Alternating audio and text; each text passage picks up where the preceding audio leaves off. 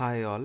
ఈరోజు మనం చూడబోయే topic data analytics. So data analytics అంటే ఏంటి, డేటా అనలిటిక్స్ చదవచ్చా, ఎవరు చదవచ్చు, ఈ డేటా అనలిటిక్స్లో జాబ్ ఆపర్చునిటీస్ ఎలా ఉంటాయో మనం చూద్దాం.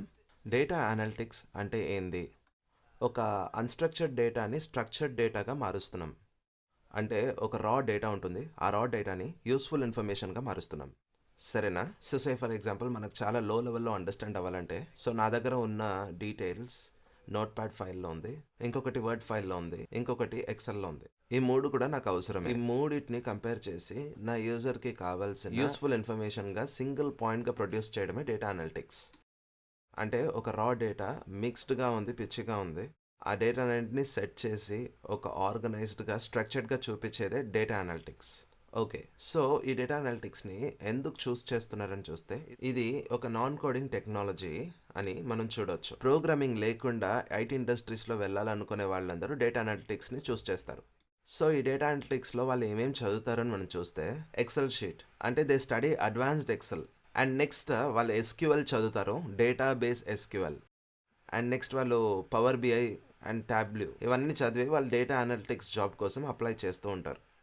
సో ఇక్కడ ఓపెనింగ్స్ ఉంటాయా అని చూస్తే, ఒక ఫ్రెషర్కి దీనిలో ఓపెనింగ్స్ ఉండవు. ఎందుకు అని చూస్తే, ఒక ఫ్రెషర్ దీన్ని అండర్స్టాండ్ చేసుకోలేడు. ఒక ఇండస్ట్రీలో మీరు వెళ్ళి స్లో అండ్ స్టడీగా మీరు వర్క్ చేస్తేనే డేటాబేస్ ఎలా ఉంటుంది, డేటా ఎలా ఉంటుంది, ఎక్సెల్లో అదే డేటాను ఎలా మెయింటైన్ చేస్తున్నారు. ఇక్కడ ఒక ఆర్డీబీఎంఎస్లో ఒక డేటా ఉంటుంది, డిబిఎంఎస్లో ఎక్సెల్ డేటా ఉంటుంది, అండ్ నెక్స్ట్ చాలా డేటాస్ని ప్రాసెస్ చేసి ఫ్రంట్ ఎండ్లో చూపించేది ఎలా అని ఇండస్ట్రీస్లో మీరు వెళ్తేనే అర్థమవుతుంది. అందుకే ఫ్రెషర్స్ మీరు దయచేసి డేటా అనలిటిక్స్ కోర్స్ చదవద్దు, because you don't have any openings in this. And in the same way experienced people, మీరు కూడా బాగా డేటా అనలిటిక్స్ కోర్స్ చదివి ఒక ఫేక్ ఎక్స్పీరియన్స్ ఎంట్రీతో మీరు లోపలికి వెళ్తే మీకు ఓపెనింగ్స్ దొరకదు. Because everything in that looks very hard. Real time experience లేకుండా జస్ట్ ఫర్ నేమ్ సేక్ మీరు లోపలికి వెళ్తున్నారంటే డేటా అనలిటిక్స్లో అట్లా మీకు కుదరదు. So this is how it is actually. So what do I suggest is, suppose say for exam మా దగ్గర కూడా data analytics course వస్తారు, అడుగుతారు. వాళ్ళకి నేనేం సజెస్ట్ చేస్తూ ఉంటానంటే, బ్యాక్ ఎండ్లో వాళ్ళు ప్రోగ్రామింగ్ యూస్ చేసుకుంటూ డేటా అనలిటిక్స్ నేర్చుకుంటున్నారంటే దానిలో ఓపెనింగ్స్ హెవీగా ఉంటుంది. సే ఫర్ ఎగ్జాంపుల్ ఇప్పుడు మీరు పైథాన్లోనికి వెళ్తున్నారంటే, పైథాన్లో చాలా లైబ్రరీస్ ఉన్నాయి. నంపై, పాండాస్ ఇలాంటి లైబ్రరీస్ యూస్ చేసి ఒక అన్స్ట్రక్చర్డ్ డేటాని స్ట్రక్చర్డ్ డేటాగా మార్చి ఫ్రంట్ ఎండ్లో చూపించేది.